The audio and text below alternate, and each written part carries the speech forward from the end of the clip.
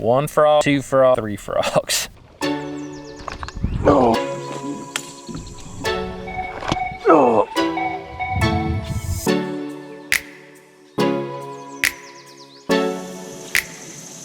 Oh. Oh.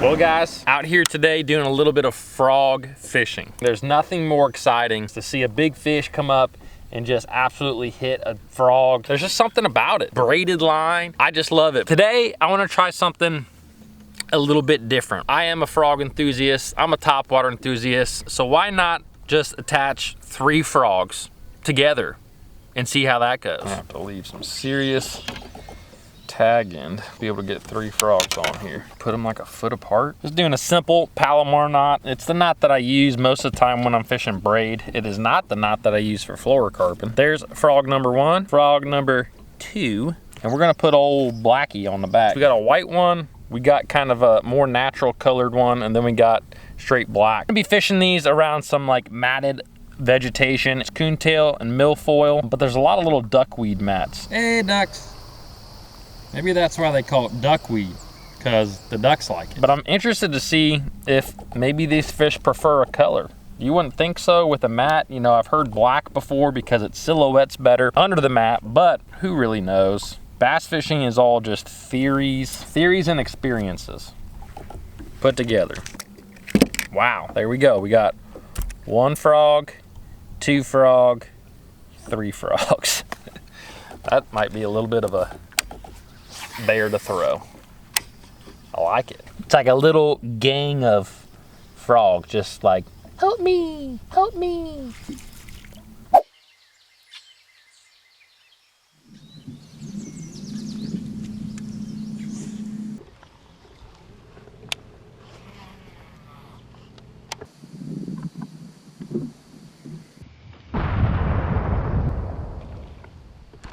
Oh.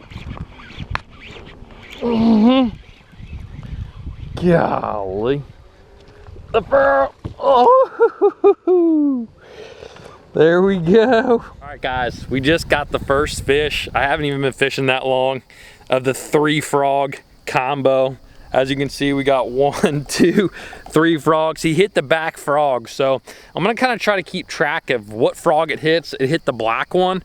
I don't know if it really makes a difference or not, but I'm just very interested to see. Solid fish for this body of water here. Probably about a 2 1/4 pounder, 2 1/2 pounder. So let's keep going. That was really something. Only thing that stinks about this is when you got to clear off the frogs, you got to clear off 3 frogs, not just 1.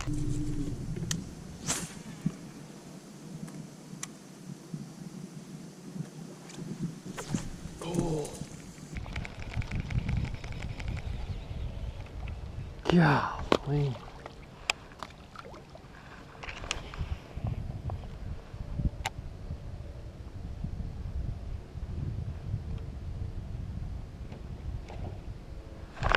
Golly, he had it that time. I have no idea what frog he actually hit. Probably just confusing them. Well, we just missed that fish up in there, but it may have dialed me into what these fish are doing, because I've been casting around a lot, but that fish was right on the bank in that mat, so maybe that's where they are.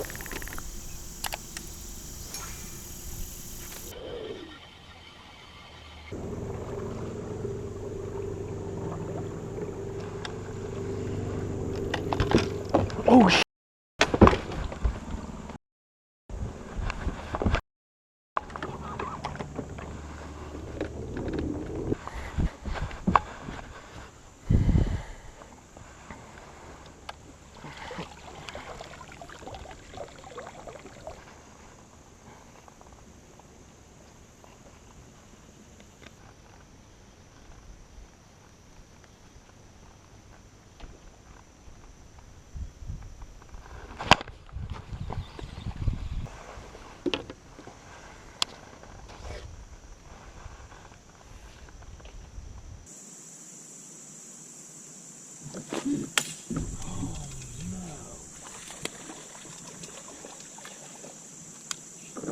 Well, there you go.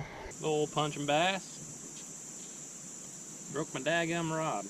Well guys, I would do this on my big camera, but I literally just dumped the thing in the water and it makes me want to cry. Just had a fish hit that 3 frog rig and miss it. I flipped back in there with just the Texas rig beaver and caught that fish. Just a little 1.5-pounder, but also broke my rod on that. And I don't know if you guys noticed, but I literally just did a video about this. When I set the hook on that fish, I kind of had a weird hook set and I went way far back. I created a negative angle with my rod and the rod broke.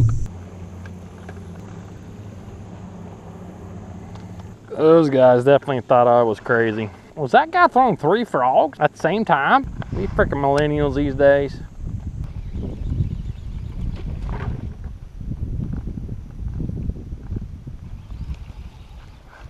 Gummit. How come bass always do that when you at least expect it? I was bringing my 3 frog rig out of there super fast, and I mean a big one just corked that thing. Gosh, come back, fish.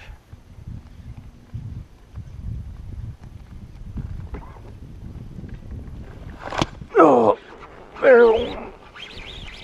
Oh. Ooh, look, he got the middle one. Woo-hoo-hoo-hoo. Not a big one, but interesting because he got the middle frog.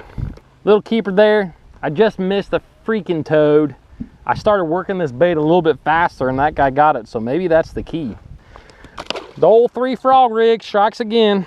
That guy was on the white frog, so it's not really telling me anything. Might be that those fish are just now starting to turn on. We had a really cold night last night. It's the start of September. You're talking usually 70 and 80 degree nights, and it got down in the 50s.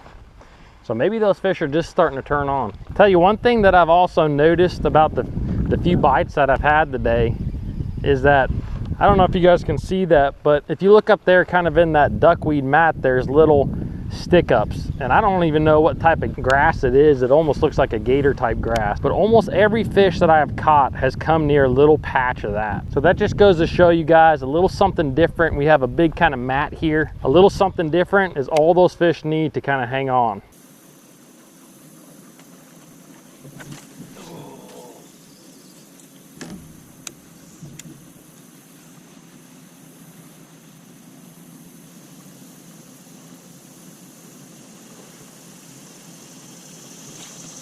Got him back. Just missed that fish. That's why it's always good to have a 1-2 punch. Frogging, flipping. I missed that fish on the 3 frog rig. Came back, punched him up. Let's go. A couple of big lessons I learned today, and I always try to take away something when I'm out there fishing. One, sometimes even with frog fishing, reaction is key. I noticed a couple of times a day that me bringing that frog train really fast over a particular area would actually get fish to come up there and bite it. And what really keyed me into that was that big one that blew up and missed it. I mean, I was reeling that bait into the boat to make another cast as fast as I can, and he hit it. So I started doing that, and I actually had several bites there just at the end of the day, reeling that frog a lot faster. The other thing that is a big takeaway of the day is to always remember that if you get bit in an area, you should always really try to work that area over. I'm fishing a huge area in general that has a lot of the exact same stuff. Literally miles of shoreline with the exact same stuff. And within a couple 100-yard section here was where I had the majority of my bites today. And that happens a lot in fishing in general, but definitely when you're fishing matted vegetation. You'll get into a little area where there's just fish. You know, I'm actually still sitting right where I was catching some of those fish. And as I'm sitting here, the bluegill are just popping like crazy. I mean, it's pop, pop, pop, pop. That's one thing I always look for when I'm fishing vegetation is bluegills and bluegills popping. If you guys want to know more about how to fish heavy cover, my approach, you can actually click on this video right here, and this will show you kind of my approach to fishing heavy cover. Guys, I hope you enjoyed this video. If you did, give me a thumbs up, comment below, and subscribe. I'll see you guys in the next video.